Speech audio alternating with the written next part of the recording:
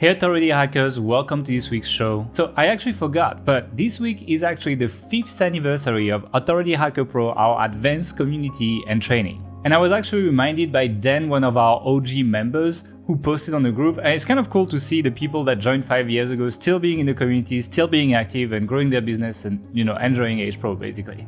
And it's kind of a coincidence because we just reopened Authority Hacker Pro for new members this week. It wasn't planned, but I guess it happened. You can check all the information on authorityhacker.com/pro. And in this week's episode, to celebrate both the relaunch of Authority Hacker Pro and the 5-year anniversary, we decided to do something pretty cool. We took some of the tactics that we teach inside Authority Hacker Pro, and we found some sites that could use these tactics to do better and might regret not having implemented them. And basically, we're showing you how simple changes, sometimes things that don't take very long, can really push your sites much further. And since based on the previous episodes, you guys really enjoyed the kind of field examples and finding sites on the internet that we can use as examples for the tactics we talk about, we're kind of doubling down on that, and you will see that in this episode and in future episodes. So I'm really excited for this episode, but I'm going to stop teasing you. Let's get started.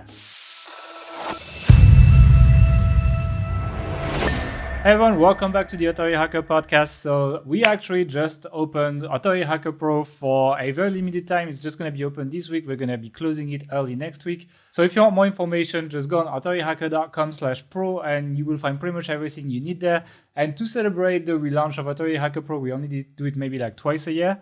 We are going to be making a special podcast that focuses on a lot of the content that we talk about in Authority Hacker Pro, so we're going to give you some tidbits, but to make it interesting, we're actually taking case study sites for every single tactic that we're going to be talking about and how they can implement these tactics and actually just make more money or do better in search or something like this for each tactic. So I'm not going to do that alone. I'm going to be doing that with Mark because I built Authority Hacker Pro with Mark. So Mark, how's it going this week? It's going good. I got something to show you. So last week, we featured a lovely Asana coffee flask kind of thing that they sent us. Well, there's been a development. Today, a new package has arrived. Let me show you this. I never get anything. Because Asana sucks. Okay. For those of you who are listening, we would make way more likes and views if you fell over when you showed your socks. I was close there, trust me. For those of you listening on the audio version, I now have pink and white spotted Asana socks. So there you go. All right. Well, maybe they'll send me something one day. I was on the interview too. I don't know. Asana, if you listen, I am deeply disappointed. But I'd like to keep the link, so please it's fine. Okay, well, let's jump into the podcast. I see that you're preparing a lot more for this. How's it going, Mark stuff? It's a lot of people listen to the podcast for that bit and just stop the podcast at that point and come back next week. So it's pretty much the best part of the podcast. Anyway, but please keep listening. All right, just take it over. Just take the first tactic and just go. All right, let's talk about some stuff. So I received a very interesting outreach message fairly recently. And I wanted to highlight this as a good example of what not to do. So they break almost every rule in the book when it comes to what to do in your outreach template. I'm going to read it out to you quickly, and then I'm going to break it down and tell you what they did wrong, why they did wrong, so you can hopefully understand it and not make these same mistakes or improve your own templates. So the message goes like this. Hey, I noted you have a web page about outdoor LED display, URL. And then they have the URL of our Authority Hacker Amazon Associates Ultimate Guide. Nothing to do with LED display, but anyway, the message continues. And the link to this web, the Ultimate Guide to the Amazon Associates Program. Title, the Ultimate Guide to the Amazon Associates Program. I actually have an outdoor LED display post coming out recently that might make a nice addition to your list. URL, and then they have their URL. Either way, keep up the awesome work. Cheers, Lucy. So this, aside from the fact that the English isn't great, let's just put that aside because I can compared to mine. How would you? I do work with Gael after all. So there are several big problems here. The first is actually that The sender of the email, Lucy, she's emailing us from a different domain that she's trying to get the link on. And it's not like a .co or anything like that. It's techler.com, and she's trying to get a link on dreamwaytech.com. If I go to techler.com, it's a login for something. I don't know if that's like an email program or the hosting hasn't been set up or whatever. Yeah, big red flag there. So let's go through the email step by step.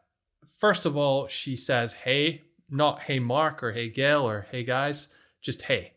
She doesn't know the name. We actually did we did actually an experiment where we analyzed, I think we had like 600,000 outreach messages that we sent and analyzed how many of them got links based on a bunch of different factors.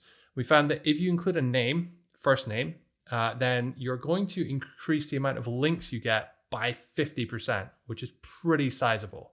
So always make the effort to do that. You can either pull it out by Hunter or whatever, but a smarter way, actually, if you're emailing, for example, mark@authorityhacker.com, is you can, and I mentioned this in a podcast a few weeks ago, is you can actually look up the Mark bit of the email against a list of names from like the Census Bureau or whatever. And then if there's a match, you can replace it. So personalize your email. The next thing she says is, I noted you have a web page about outdoor LED displays. So our website has nothing to do with LED displays whatsoever. So this is obviously some kind of like shotgun style template outreach, and I get it. You know, we've done this mistake. We've made these kinds of mistakes before in outreaching to sites which aren't kind of related or whatever. It's Can I point out this happened recently as well? Some H Pro member posted on the group that we outreached to them, but it wasn't that related. So it's like we do make that mistake too, actually. For sure. What I would say though, like regardless of that, is that no one really calls it a web page. So it's like, I noted you have a web page about this. You would say like, I noticed you have a post or an article or even a page maybe, but not a web page. It's kind of like, I don't know, that's probably what my grandma would say.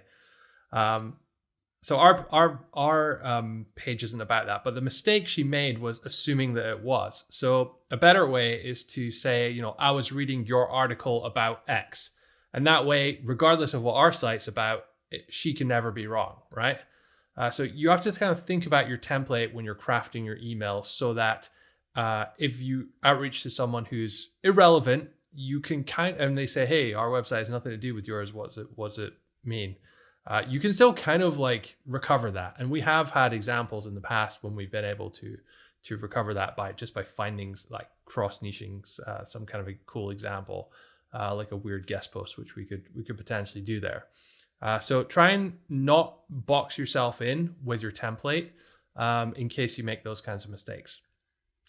The next big mistake she makes, and I don't really get what's going on here, but she said, and the link to this web, and then she's pulled our title tag or our article title, I don't want to say H1 or whatever. So merge field, I can see. That's, yeah, I mean, obviously, but she's got the link to, I think she's put the wrong merge field in the link, because she's meant to say like, oh, we're linking out to someone else, but she's put the title tag in there. So either way, you have to be really, really careful when you're doing that. The less merge fields you put in with custom data like this, the better, because there's more things which can go wrong, especially if you're talking about title tags, because they're just often not anything to do with or not necessarily not to do with, but they have like extra words in them that aren't related to the actual article title or whatever. So just be very, very careful if you're including the article title in there. I would say this is like very, very bad personalization example here. And just in general, like she really doesn't show any interest in what we're doing. Like, I wouldn't fix it line by line. I think the whole angle is wrong. I think the angle is like, it's like you can do shotgun and outreach, but you can still write a template per post or per page. And it's like, for example, they're trying to sell LED displays, so that's like monitors for your computer, etc. That are sold from China, essentially. They're trying to like play the China angle here. And so you could still write a template that like is quite specific. So for example, like well, it's sure there's all these OLED displays and really expensive and fancy ones, but the truth is most people just buy basic LED displays. And when they buy basic LED displays, the most important thing for them is price. Most people just want to buy a basic 1080p monitor or something like that.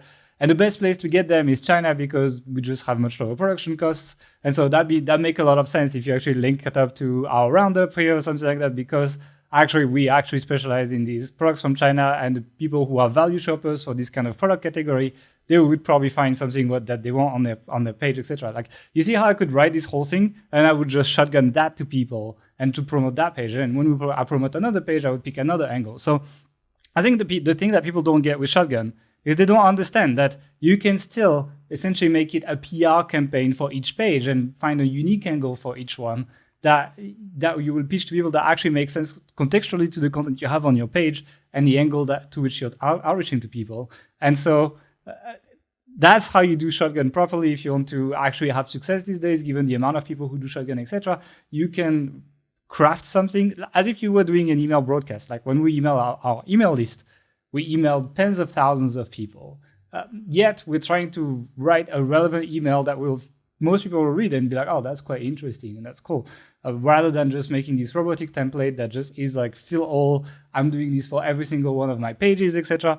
And so I think the biggest mistake for people here is you need to, don't try to fix this line by line, but rather try to write it like you do a broadcast email promoting your content and then email it to relevant people through outreach and find your unique selling points. In this case, people who buy LED displays, they're looking for cheap stuff because it's actually not the latest technology. There's micro LED, there's OLED, etc. These are the fancy premium stuff.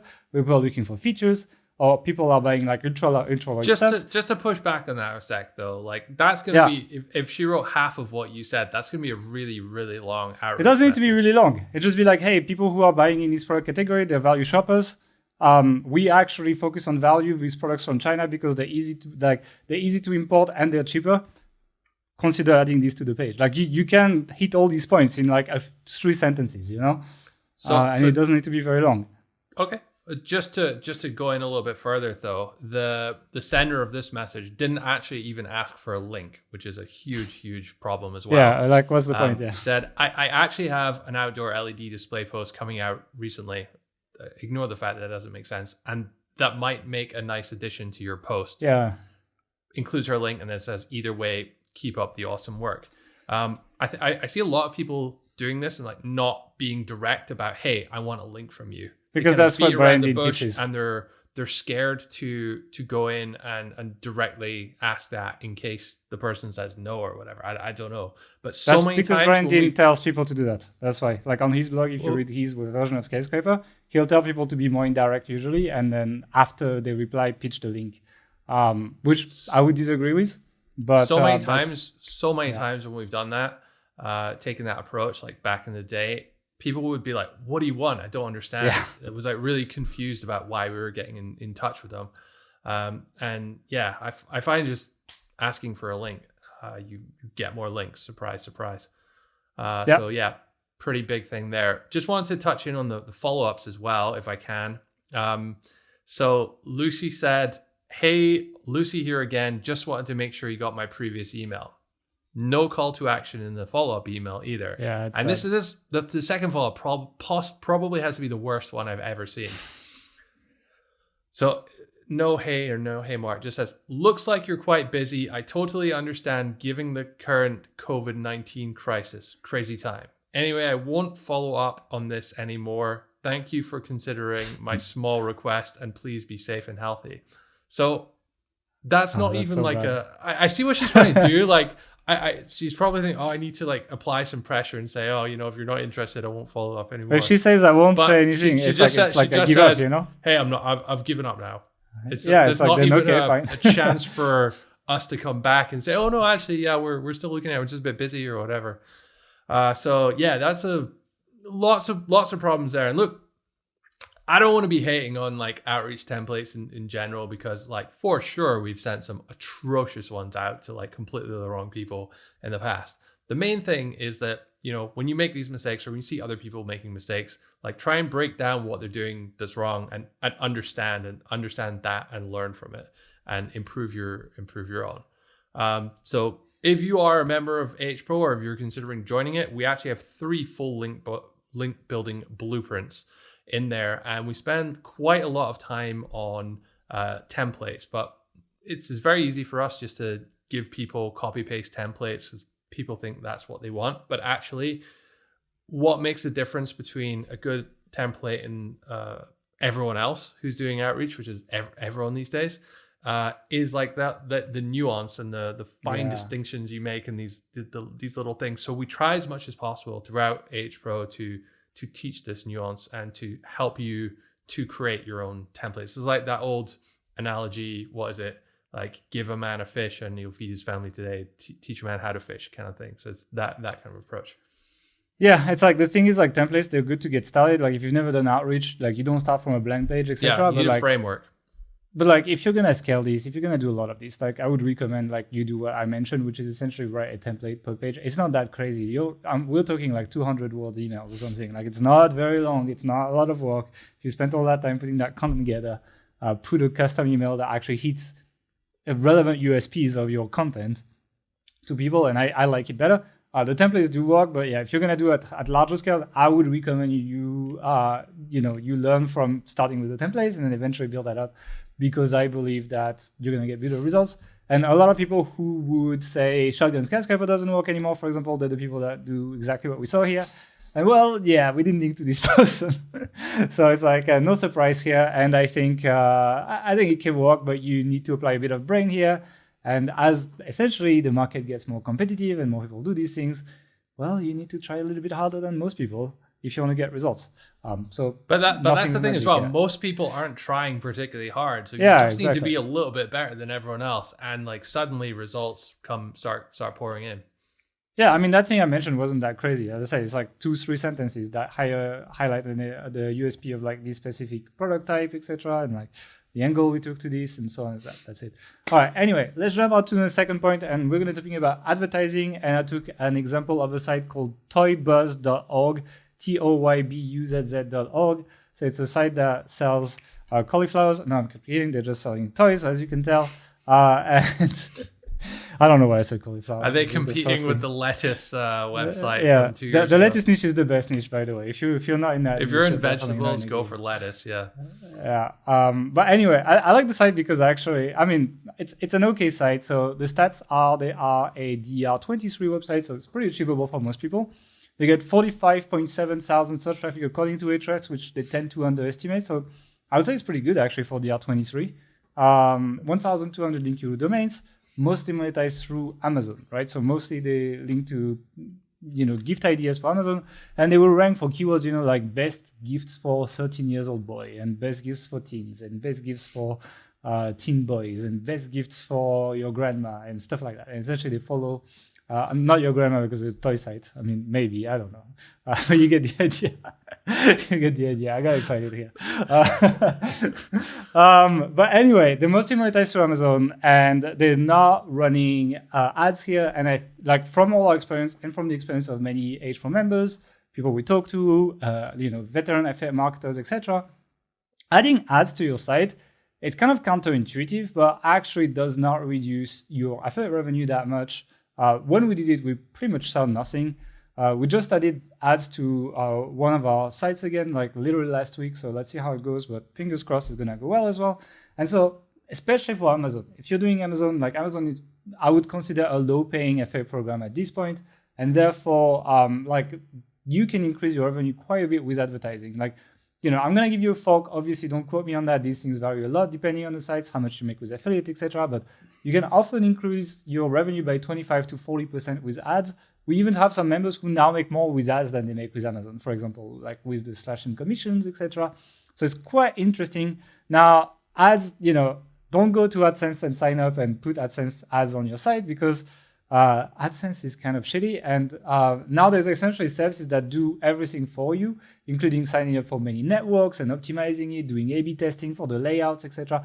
So really, you shouldn't really worry and spend your time on trying to save the little bit of margin that they take for doing that service. You should rather focus on getting more traffic so that you can make more money.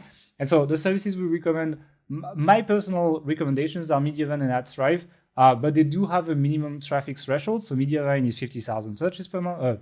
50,000 visits per month, and Adthrive is 100,000 visits per month.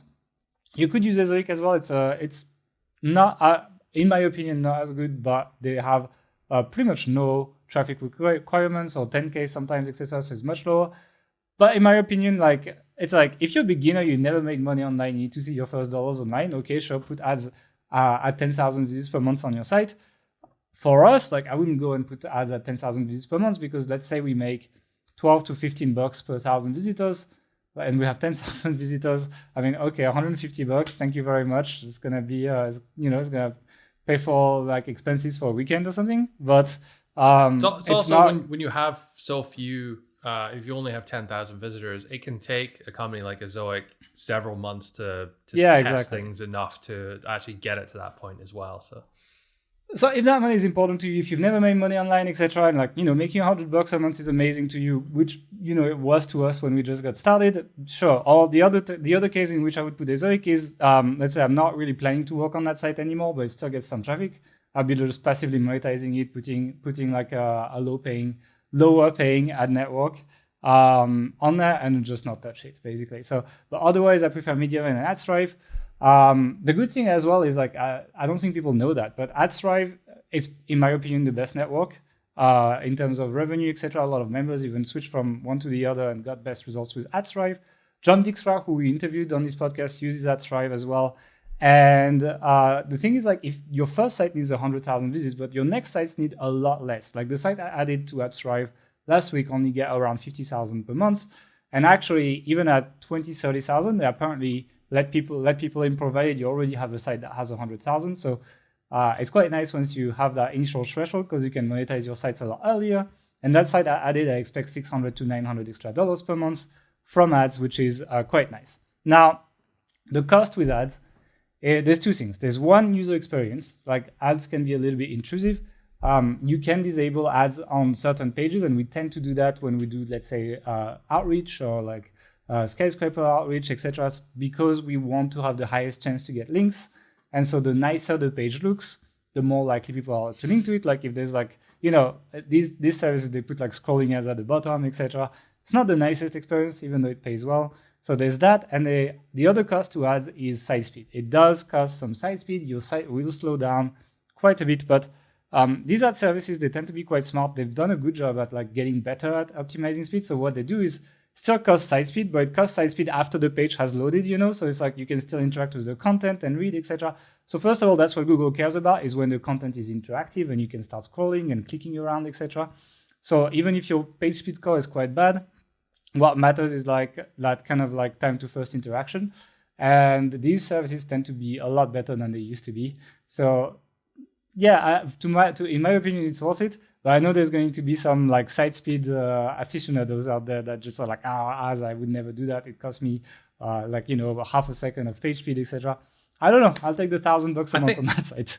I think our previous mentality with it was well, if we're trying to make affiliate commissions on these pages, why would we put ads? Because the people are going to click on these ads instead of the links. But it almost like doesn't affect it, like maybe a very, very small amount. So my theory on this is that people who are going to click on the affiliate links are going to click on it, and people who are going to click on the ads are going to click on the ads, because usually they're being... You get paid per impression for ads, even if people don't click, Yeah. So it's like the pay system is not even based on click, it's just page load, and like the ad reaches the viewport, so like people can see it on the browser.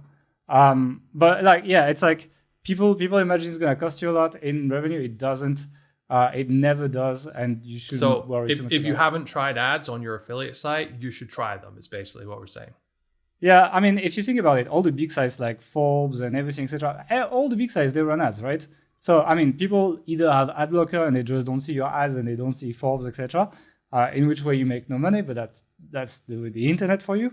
Or you are like, they're used to seeing them on the biggest sites that they trust. Like, you go on the biggest news sites, etc., there's ads everywhere.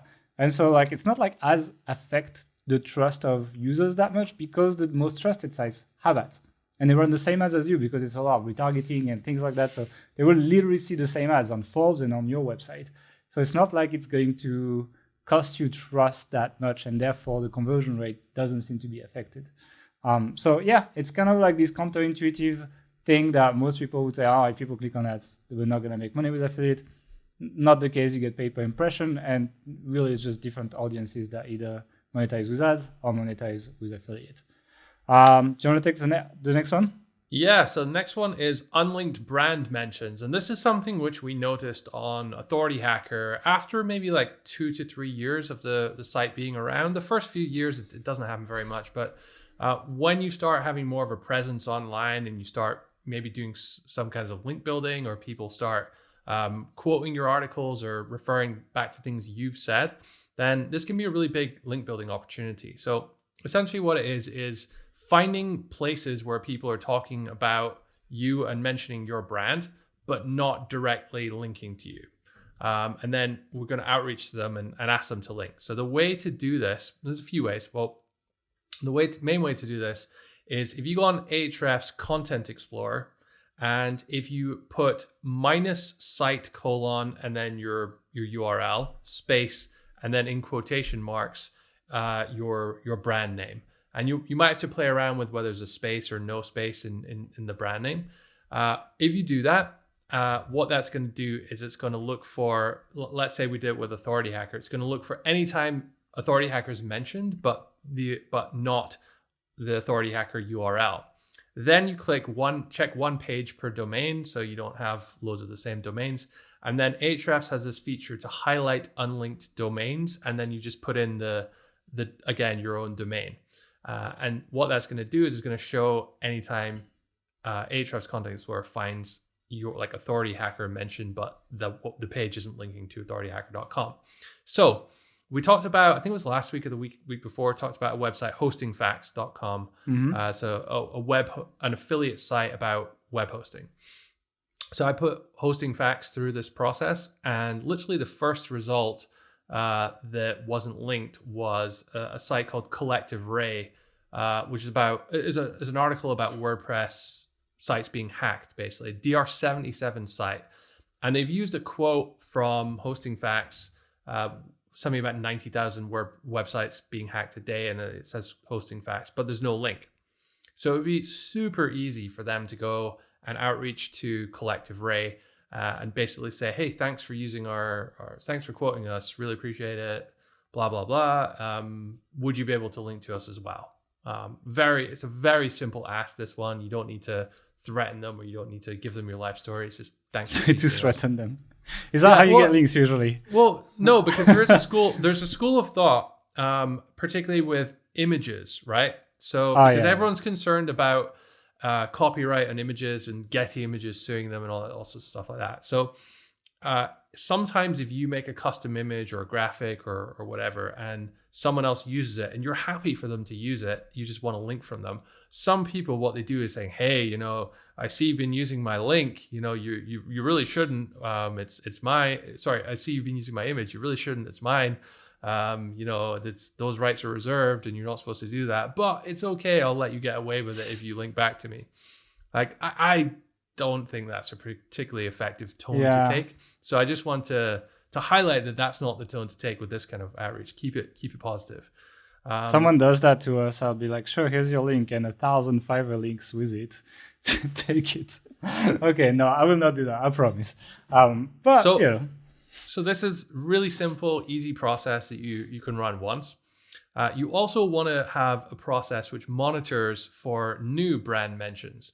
And Ahrefs, again, has an alerts feature where you can set up alerts for your brand name being mentioned. This doesn't highlight unlinked ones specifically, so you do need to check through it. But if you get this email coming every week, then it's just a really good thing to check once a week. Have someone on your team run through it and check. And because you're catching them as soon as the posts are made, most likely, you have a much higher chance of actually getting the person to edit them and to include your link.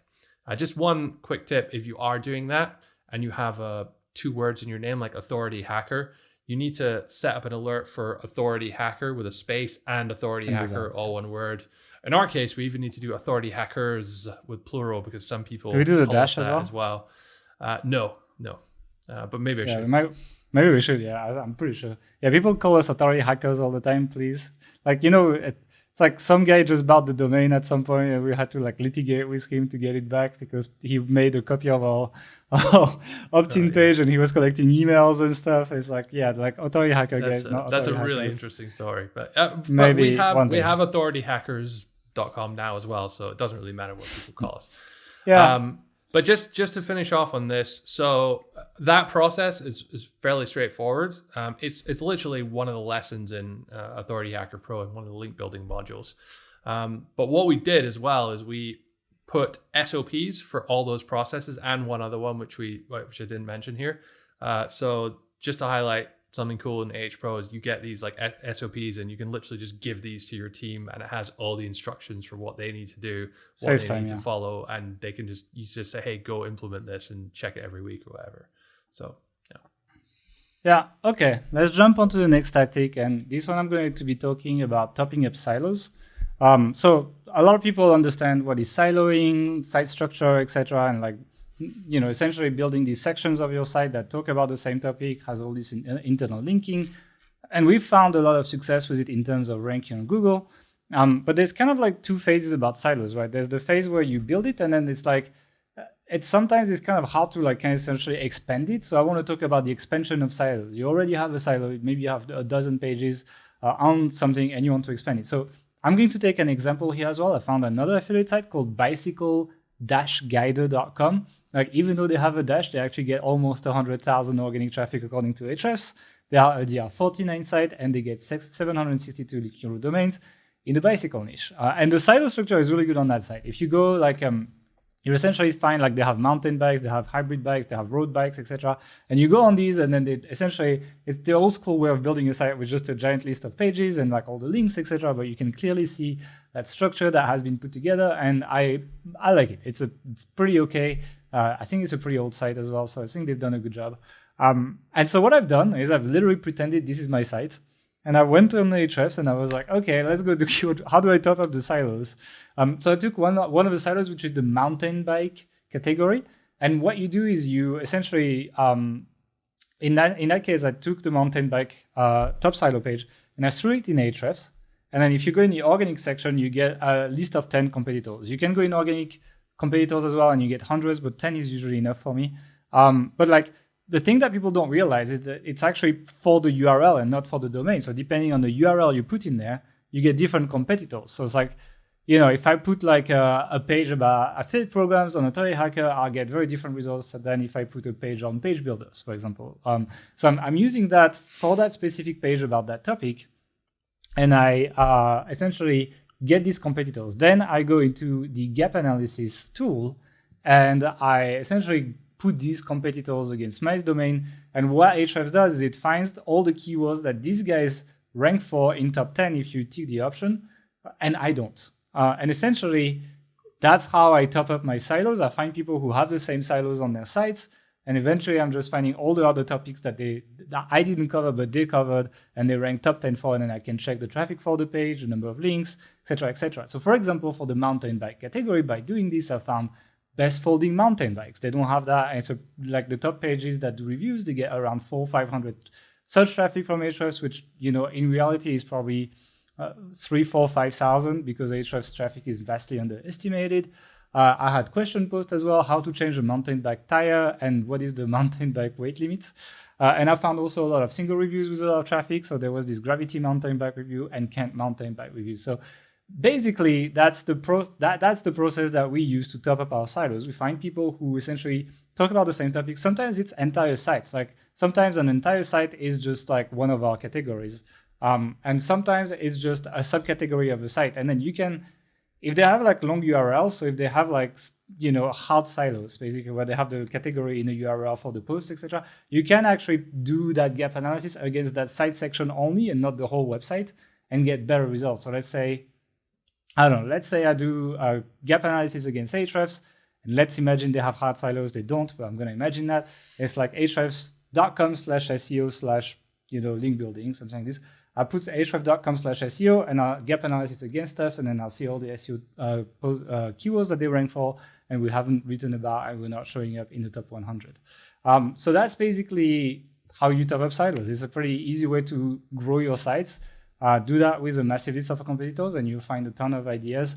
And what I really like is like a lot of people just tend to like write randomly about low competition keywords. For us, writing more about the stuff that's been working, even if the keywords are a little bit more difficult, even if the metrics don't look as good, etc., has done better. We tend to rank better for stuff that is related to stuff we already rank well for.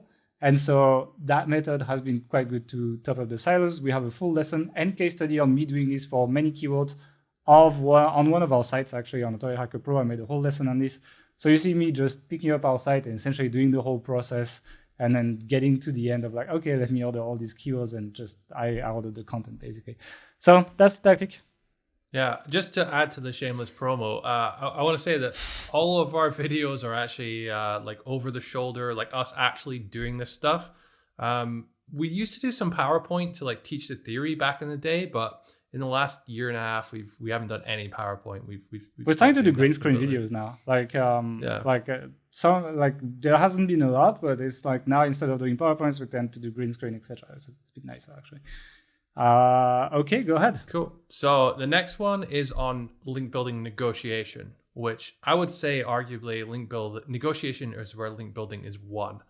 And I saw a really good quote today from BB, one of our good friends on the proper PBN Facebook group, and she was responding to someone who is what? You're on a PBN Facebook group? What? You're a traitor. Yeah, I think it's called the proper SEO. It's proper SEO now. The PBN thing. That's what the URL was anyway. So someone was posting about link building not working and that, and she said that there are many moving parts in link building, and just like an engine, if one part isn't functioning, the whole thing goes to shit. And I was like, that's actually pretty kind of that's pretty really profound. Yeah, really good analogy actually for it. So I've stolen that. We'll credit you, BB. Thanks for that. But basically, a lot of people fuck up when it comes to link building negotiation, and fuck up badly. And even like really, really good people do this. So we got outreached by Mailshake, who are a tool which we use a lot, and we know these guys pretty well. But they outreached to us. The outreach department got in touch. And they were discussing kind of adding this new section to one of our articles and like helping us create it. And it was good. Like they had a really good point, and it would have added actually a ton of value to that piece of content which we had in Authority Hacker. So we were kind of like, yeah, let's do it. And then they didn't respond. So we followed up, and then they didn't respond. So that's it. There's a complete lost, wasted opportunity for them to get some extra towards where they want. But it wasn't that they sent an email to Gael. It was they sent it to me, and I actually do respond to people. That's surprising. That's actually why it's surprising. But there's a couple takeaways here on link building negotiations. So first, you got to stay organized with it, and you got to actually like follow up with people. There's a really good free tool. It's called followupthen.com. It does the same thing as Follow Up CC, but I think you can do it you can use it 50 times a month for free. And you basically BCC in this email address, and you can say like 5 days or CC 5 days at followupthen.com. And it will automatically remind you in 5 days or however long you set that you need to reply to this person. So it's just little trick for managing your inbox there. But when you're in these advanced stages of negotiation, when people are already leaning towards saying yes, like they need to be the first people you're replying to, before your own mother kind of thing, because it's such a hot lead, and it's so easy to let it go cold if you mess up. So very, very important to stay on top of things. Just to give us a bit more insight into how we actually structure our negotiation. So I'd say about 70 to 80% of the responses you get will be one of someone asking for money, a link exchange in return for linking to you, a hard no or a soft no. They'll say, oh, I'll do it later, or they'll do it, but they'll forget to add the link, or there'll be some kind of like, oh my God, how dare you contact me? And there'll be some drama. Or like the link you'll be suggesting is not relevant, like the first example today. or often they'll misunderstand what you're actually asking for if you're not clear, especially if you're not clear in your outreach message, or even if you are, sometimes they won't really know what to do or what you're asking for. For all those situations, it's possible for each site to create a sort of outline template that you can use. And Google Gmail canned response is really, really good for this. You create this template and you load that up, but it's not like you just send that blanket template out every time someone asks for money or says your site's not relevant. Though you need to customize it a little bit, but just having that outline of a template in place will help you save a lot of time. Because you've saved a lot of time there, you can spend that time on those other sort of 20-30% of responses which don't fit into any of these boxes exactly and need just highly customized responses that you can actually invest your time on. So yeah, link building negotiation, all about time management and prioritization, I would say. Anything to add to that, Gail? Not really. This is very concise and impressive. That's all I want to say. Well, thank you. And if anyone would like more, I can see you're surprised. I didn't have anything really to say. You always ask me what I think, so I thought I'd do the same for you. Yeah, exactly. But like, just agree. Like, it's like I've been in a relationship for a long time now. I know how to escape these situations. All right. So I just want to add to this. So we have, as I said, several blueprints in Authority Hacker Pro about link building. We have Shotgun Skyscraper, guest posting. Yeah. We have Harrow as well. It's not so much outreach based. But in the Authority Site System, our beginners course, we also talk about link building negotiation. And we emphasize negotiation so much because it really just is so crucial to say the right thing and to win those links. I get a lot of people saying like, oh, I copy pasted your template and I've sent some emails, but no one's that's the problem. Getting me links. But it's that like extra 20% effort you put in at the end of your chain of emails back and forth to someone. Those are the where you get the really, really good links. Yeah, I think it's a mentality people need to pick up. It's kind of like, well, you need to be slightly above, like you don't need to be amazing, you just need to be above average to do well. And honestly, there's a lot of room for improvement in the industry. So it's not hard to be above average, guys. It's like if you really want this, then it's really not hard to be above average. And it's kind of like pick up that mentality. Don't be that just follower. Like you can take the stuff we talk about, but you need to put your heart in it, and you need to like how do I do this the best I can? If you're just like half-assing it and just like doing the bare minimum, well, you're gonna get the minimum results as well, and you shouldn't expect more than that. So it's like, all this stuff we say is great, and tactics, etc. It's all great, but there's this level of attitude that we just can't give you. You're gonna have to pick up yourself, and you're gonna have to just want to do something actually good and do it properly. And I think a lot of people fail because they miss this attitude, and that it's almost like, I hate self-help, but it's almost self-help. Like, it's like you need that, like, I want to do things right attitude. And if you do, it's going to make a lot of tiny changes in the way you do things. Be like, oh, well, how would I react if I received that email? Isn't it like a bit shit, etc. The same way that like I give shit to Mark all the time, and he will give it back to me. Even on the podcast, we can't stop each other. And it's like, and you need that attitude basically, and that's what will make you have an edge in link building and pretty much all of online marketing. And now we're going to talk about a topic that people are going to just be standing up and shouting at their screen, because we're going to be talking about site speed, and people love site speed, and and that's it. So like, be excited. As much as we tell people that site speed is not everything, it's still somewhat important when your site loads in more than 10 seconds. And that's what's happening on acousticbridge.com, which is a DR21 site, which despite its low DR gets 95,000 organic traffic, really good site. 360 linky root domains, and they are about guitars and ukuleles and basically all the family of guitars, etc. And so the metrics are not as bad as it sounds. If I say 10 seconds loading time, it's a bit scary, but they do use Adthrive actually. And because of that, as I explained, time to interaction is still okay-ish, but because the ads essentially load what we call asynchronously, which is after the main page has loaded, after the content it can be interacted with and people can scroll and read, etc. It's not so bad, but still it's not very well built basically. So it's like, site speed, nowadays there's a lot of service, it's kind of like ads. There's a lot of like done for you stuff that kind of like in one package does pretty much everything. The one that's been really popular is WPRocket, and it's pretty good, but these guys use it and they still get not so great page speed. And that's because WPRocket is just a plugin, right? It's like if you have bad hosting, if you don't have a good CDN, if your files are hosted like on the other side of the world and I'm loading the site from Asia, etc., it's not gonna work very well. So I'm going to be talking about essentially all the site speed tech that I recommend. Actually, there's a bunch of new stuff actually, because I've been setting up a bunch of new sites recently. So I got to play with all that stuff and actually just figure out like the best setup that I like for this. And so I want to start with hosting because it's kind of the basic one. And I have been very, very impressed with Vultr high frequency on Cloudways. It costs $13 per month, which you might think it's a lot, but like you get a server and you can put multiple sites on it. Like I have one of these $13 servers and I have 3 sites on it right now. They're low traffic sites, right? It's like, don't put like massive traffic sites on $13 servers. It's not gonna work. But if you're like on SiteGround, for example, from year 2, you pay almost that price. Actually, it's around $10 per month. From year, the first year is cheaper.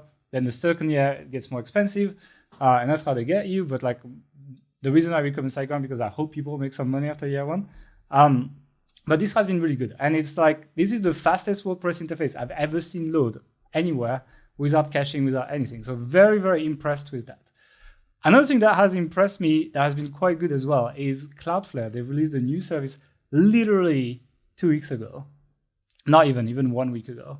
And it's an automatic platform optimization for WordPress. It costs $5 per month. And what they do is they move a lot of your files, not just images, etc., but like JavaScript, etc., like big chunks of your site off your server to their CDN servers across the world. So essentially there's a copy of your JavaScript in like hundreds of servers across the world. And if someone's loading the website, it's loading from a server that's nearby, not from the US when they are like in Europe or something like this. And that will increase the speed of your website. It costs $5 per month, and you just need to install their plugin, press a button, and do nothing else. There's another option with Cloudflare. You can go at $25 per month. That gives you more options like image optimization, etc. Like there's a lot of like HTTPS optimization, lots of stuff basically. You can get a bunch of optimization. I would say I would prefer buying the $5 per month and then buying a service like ShortPixel that will optimize your images, and then pay for the one where they have, it's called ShortPixel Adaptive Images. And what they do is quite interesting. Not only do they compress your images when you upload them to WordPress, that's pretty classic, and there's free services that do that, but they also resize it based on the size and the resolution of the screen on which the page is loaded. So let's say my grandma has a MacBook Air that is not even full HD, it's like 720p, it's terrible, like an old one. She doesn't need to load a very high resolution image because her screen is low resolution. And so to speed things up, ShortPixel is gonna recognize that and be like, oh, let's make a smaller version of the image, just the size that she needs for her really low resolution laptop. And then they will load that image that's maybe 2 or 3 times smaller for that, and they will cache it as well. So if someone comes back with a MacBook Air, you will not pay for another credit for optimization. They will have that cache of that size of the image. And so I like combining these together with the $5 Cloudflare. I think it's pretty good. And then the full service, the one that we use, for example, on Authority Hacker is called Nitropack. Essentially, it's like an all-in-one. It costs more money. Like they have a $19 per month, but it's a bit of a trap because they only optimize like 1,000 image files or something. It's really for most sites not enough. So you're kind of like forced to jump on the $39 per month. So it's a bit more money, but they have been, it's like basically they do all this stuff. They do the ShortPixel stuff, they do the Cloudflare stuff, they do all of that. So it replaces everything, replaces your cache including, etc. And it's kind of as if it's a done for you service, basically software as a service. And you don't have to think about it. And I quite like it. Even though if it's not the most economical, we know we get good page speed without having to worry about it, and they re-optimize in real time, etc. So that's basically site speed. And when you are at 10-second page load time, it's not so great. If you're at 2-3 seconds, don't sweat it too much. Like, even with all these optimizations, when we have Facebook Pixel, Google Pixel, advertising, etc. Like even with all of that, it happens that our sites take like 3-4 seconds to load as well. But I think it's not too bad. Usually like I want to be 4 seconds or below. Most people are aiming 2 seconds. I think 1 second and below, a lot of people say 1 second. I mean, first of all, you don't have a very complicated site. There's no complicated site that loads in less than 1 second. But yeah, I think basically 2-3 seconds. Google is not gonna make you rank higher for having a very fast page speed, but they will make you rank lower if you're too slow, especially for mobile devices. So that is our page speed stuff. I have a full blueprint on that as well, where I talk about all of this. And what I did is quite cool in this blueprint, because I took a site of ours and it had no optimization at all. And I install, I'm like, okay, here, let's try a free setup. And I use stuff like auto-optimize, etc. I'm like, okay, here's the page speed. And now let's try WPRocket, like the first cheaper version. And I show the page speed for that. And I increase all the way to that super high-end Nitropack thing. And you guys can see basically the speed gains between each service. And then you get an idea of maybe where you want to be and what is worth your money and what is not worth your money. So that's been a cool, I enjoy that. But I kind of enjoy figuring it out once a year and then not think about page speed for the rest of the year. And I think that's kind of the approach you should take for page speed. Yeah, I think page speed can be a bit of a trap because it's something which is easy to work on, easy to spend a lot of hours working on, and also to measure results quite quickly. But in terms of how much it actually impacts your rankings and traffic after a certain point is debatable. I'd also say as well that a lot of the guides out there are written more for technical people. It's log in and do all this kind of coding stuff. You don't want to do it. Ours is more okay, so here's how to install these services that do the 80/20 for you, and here's all the. And we have a free setup as well, actually, in that blueprint. So there's if you want to spend no money, we also talk about that, because obviously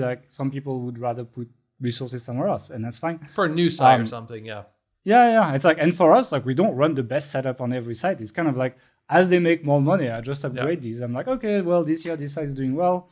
For example, that site I mentioned, we moved to Adthrive, where I kind of upgraded it a bit. So I paid the $5 Cloudflare for it, for example. I did that last week, and I was well, yeah, it's worth it doing it at this point. For the money it makes, I'm happy to do that. And on new sites, now I just put them on this Vultr thing, and I put a free caching plugin, and I basically start with that. And then just use free Cloudflare on it, and then I just upgrade as we go. And I feel we don't overspend on page speed. And also, new sites, they're much simpler. There's a lot less pages, there's a lot less images, there's a lot less plugins. So they can run quite fast without going overboard on site speed. It's more as I said, when you start getting pixels, you start getting ads, you start getting all of that, then your page speed will start suffering. So that's basically page speed for you guys in a nutshell. But if you want to see the case study, it's in H Pro. All right, so the next thing we're going to talk about is writer job ads.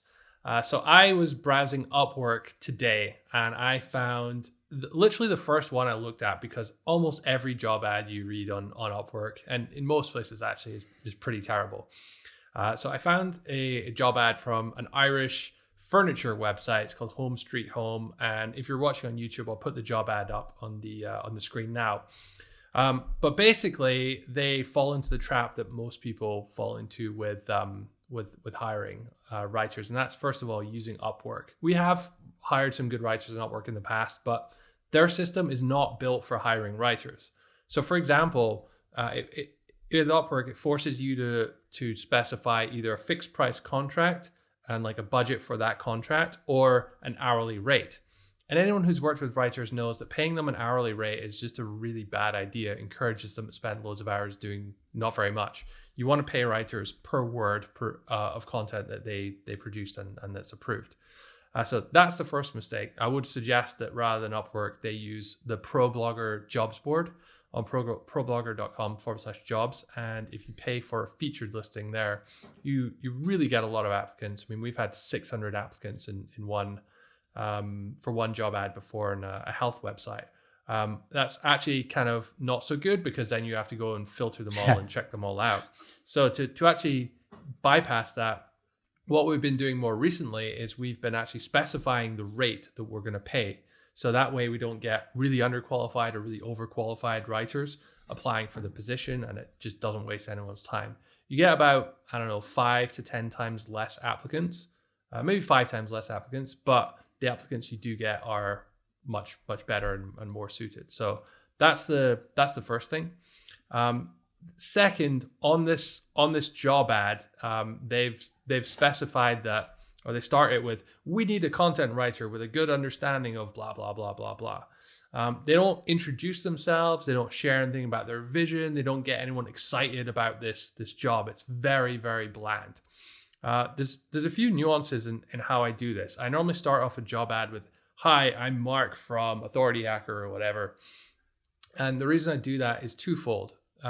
First, because I like to introduce myself and be personable, but also because when people are applying, if they say, "Hi, Mark," in their application, I know that they've read things properly. If they say, "Dear Sir," or whatever, or just "Hi," then that's probably not such a good sign.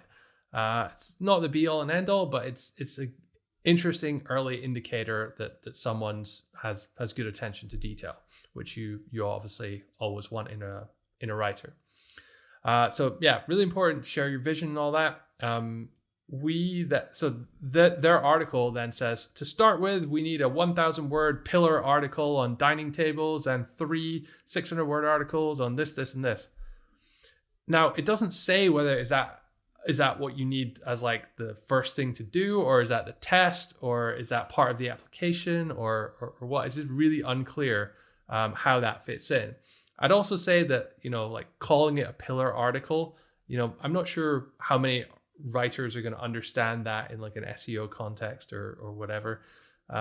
It's just a little bit off. Usually we do paid tests for writers, and what we do is we get everyone we have a few stages in our application process before they get there. So there'll be an application form where we'll ask some basic questions. Sometimes there'll be a second round of questions. Most of the time we run a short 15-minute screening call where we actually do a video call with them, talk to them, get to know them a bit better. And only after that do we actually pay them to do a test article. So having those stages beforehand means you're not having so many unqualified or people you're never going to hire run through it. Saves you money on the test. And also just speaking to your writers. Very, very good, because you'd be surprised how few websites have ever spoken to any of the people writing content for them. They're just someone on the other end of an email. And in order to get the best work out of people, to give them good feedback, and to have them really invested in continuing to work for you, because remember, the good writers are going to get offers from loads of people, loads more clients going to come in. So you want to make sure that they're invested in working with you. Which also goes back to what I was saying earlier about the sort of vision for what you're trying to do with the website. So yeah, all in all, this job ad's pretty poorly thought out. They have on their Upwork job description, it says, if successful, we would then map out a content plan for the next 6 months. But then Upwork forces you to specify a range, like how long is this job, and they've put less than a month. Hours to be determined. So just these contradictory things are really, really confusing, and it's just not very good overall. In Upwork, you're allowed to put questions that basically people have to answer those when they apply for your job. So they've said, what part of this project most appeals to you? What challenging part of this job are you most experienced in? And what questions do you have about this project? I think those are really bad things to add. I mean, they're not terrible, especially the bit about what appeals to you. But you want to ask what experience they have. So share a link or share 3 links to relevant articles you have written in this niche. If someone can't do that, then maybe they're not such a good writer for your project. So that's another reason I don't like Upwork, because you can't really do such complex application forms like you can on ProBlogger. You just link them to a Gravity form or a Google form even. Yeah, just keep it simple. And that way, when all the applications come in, you don't have a bunch of emails to go through or whatever. It's just a Google sheet, and you can run through and say, okay, let's check out everyone's portfolio, or let's check out everyone's motivational question, whatever.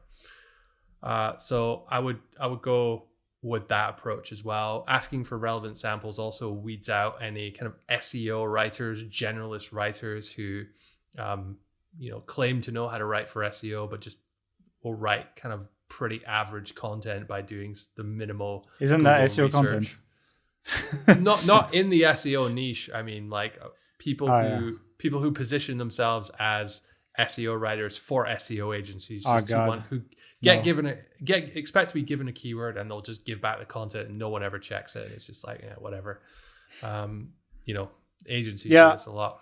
I just want to go back on this, like involving writers, etc. I think it's like, especially in this like crazy thing where everyone's working from home, etc. Like giving meaning to people for their work is very important. We do this in very different ways, you and I, like completely the opposite. You have your like GSNR meetings and very formal meetings with people where you will set times where you catch up with people.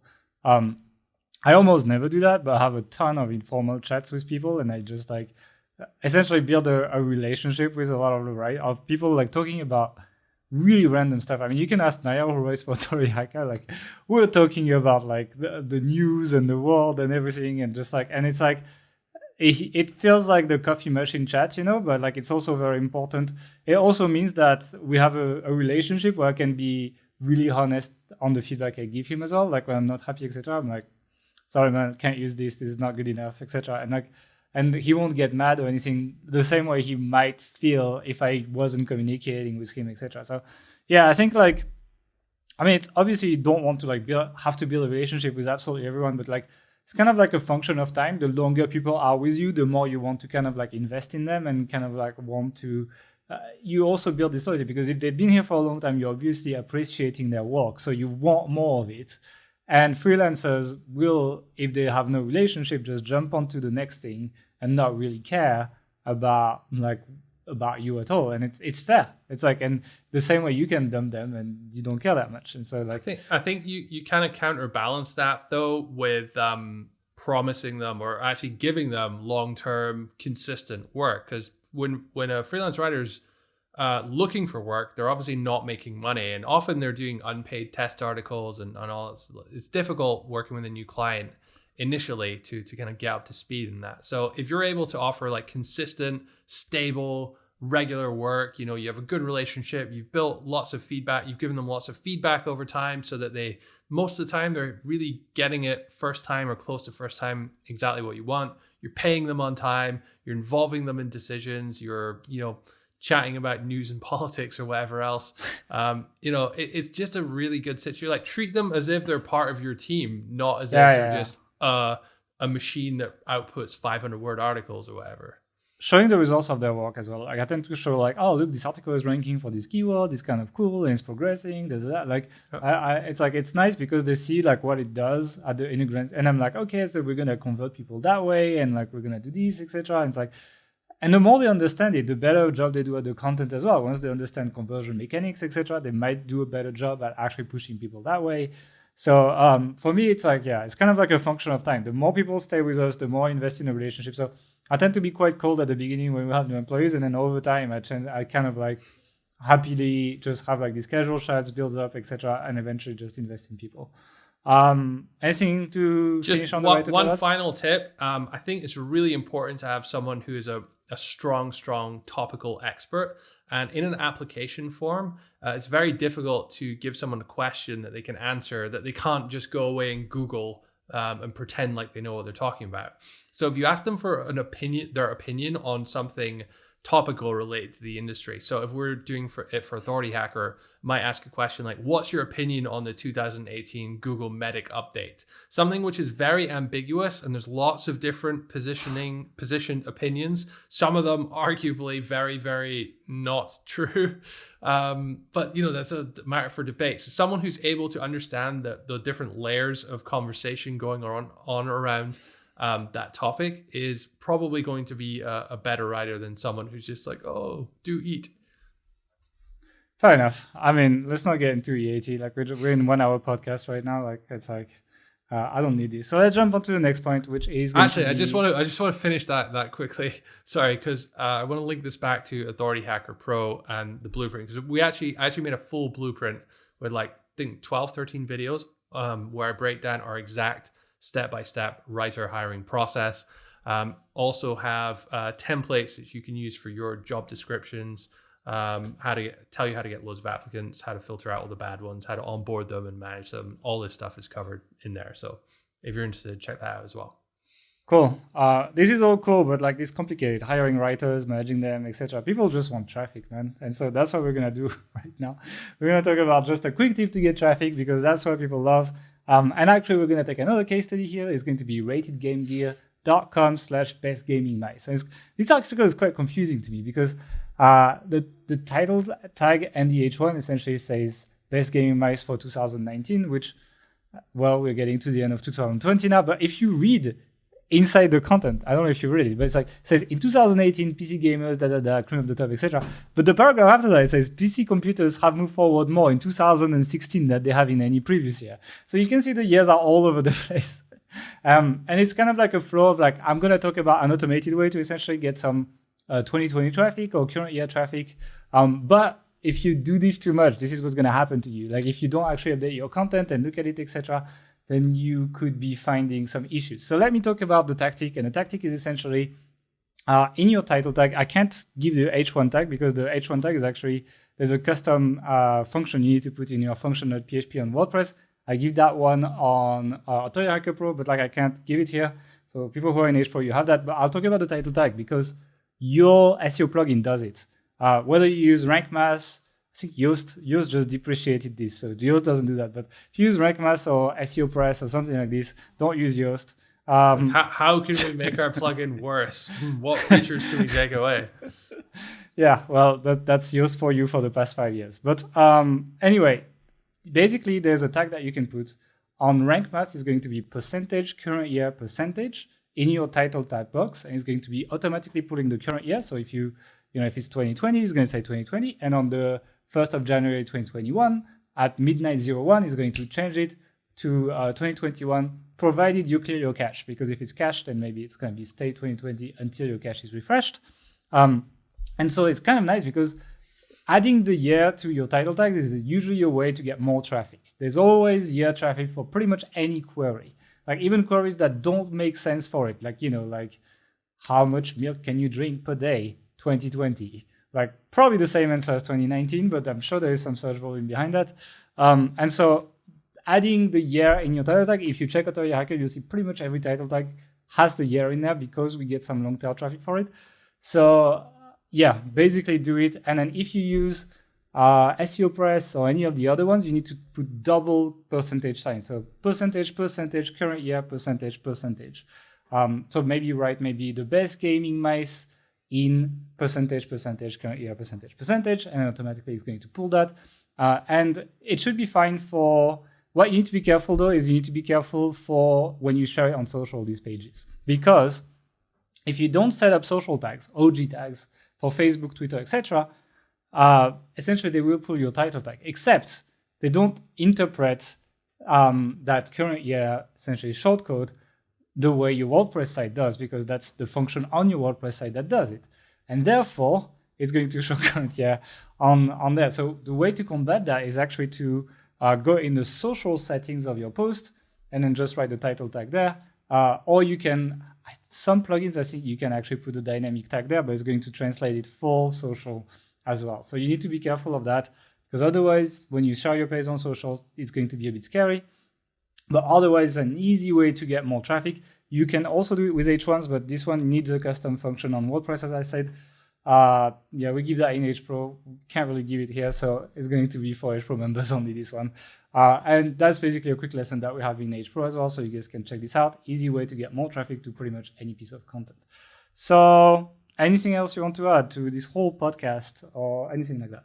No, I mean, this is just a reflection of some of the things we cover in the course. There's, gosh, how many videos, lessons do we have now? Like 300? It's like getting to 300-400, yeah. Yeah, it's getting a bit silly now. But yeah, we were just saying actually before this episode that you were like going through those things, like remembering. I'm rediscovering stuff, yeah. I'm like, oh my God, this is so great. And it's like, yeah, sometimes I forget, like, it's like there's these things that we work on at certain points and we don't really do anymore. Like, it's like, we can't run all the tactics that we talk about at all times. It's unrealistic. Some stuff we used to run on all the sites we don't work on anymore. Some stuff just like not relevant to projects we're working on and at this point, etc. And so like, yeah, sometimes I go through it and I'm actually just discovering stuff. It's kind of fun, actually. It shows how bad we were at video at the time at the beginning as well. But yeah, we got a lot better. Like, it's like, but I think, I think building H Pro, it's like, people don't realize when they just watch the podcast or something, they don't realize how much work has been put in there. But like across the years, like the library is like, it's getting to 400 videos now. And the thing is, there is maybe like 150 videos that were never released because we were like not happy with them. But if you go on our Vimeo account where like all the videos are hosted, there is more than 700 videos on that account at this point, because we've also removed the outdated ones, you know, and there's like 300-400 live, but like there's actually way more that we shot because we removed the really outdated stuff, we update it, etc. Some stuff we have like 3 versions because the software changed interface, etc. So actually, in the past, how old is it? Like almost 4 years old now? No, it's more than 5 years old now. Yeah, well, we've recorded like more than 700 videos and uploaded them on the Vimeo account actually, plus everything that's on YouTube, plus like tasks, etc. So it's like, yeah, it's been it's like we're actually quite efficient at video production, more than you'd think when you just look at our YouTube channel, for example. And just to put like another shameless pitch in here, like if you buy Authority Hacker Pro, which is, as we said, is only open twice a year, it's open this week. If you buy it, you get lifetime access to all future updates. And unlike most other course providers, as we've just mentioned, we actually do update it like a lot. And it's gotten bigger and better over the years as well, I'd say. It's one of these things, right? It's like I was thinking, it's like I was looking at the stock market of like distributing versus reinvesting funds, you know, basically the ones that distribute dividends and the ones that essentially reinvest dividends. And I was like, I want to build H Pro like this kind of like accumulating one that just like you buy it early and then you just see it grow in value and you're like, oh shit, that was great value. And actually, some people bought it for like much cheaper than it is today. And I guess some people this time will buy it for cheaper than it will be in the future. But like a lot of people are really happy about that. And they like, because when it started, it was a lot smaller. If you remember, there was like 3-4 blueprints. Now there's like, dozens and a bunch of updates, etc. So more on the way. Basically, it's something we put a lot of effort in, and as long as we sell it, we'll keep adding stuff. We have cool plans for next year as well of like new content. There will be some announcements for new content pretty much tomorrow at the time at which this podcast is coming out. So watch out for the announcements. But there's a lot of new content coming up as well. So check it out. It's going to be on authorityhacker.com/pro. And well, we're still on the podcast here, so we need to remind people to click on the like button, to subscribe, to click on the bell, and to subscribe on the audio podcast if you prefer the audio form of the podcast. Completely fine with us. We're happy that you stayed with us and you essentially went through a little bit of a review of some random tactics that we picked up in H Pro. There's a lot more in there. There's a cool community as well. We'd love to see you in there on authorityhacker.com/pro. And we hope you have a good week as well. So see you later.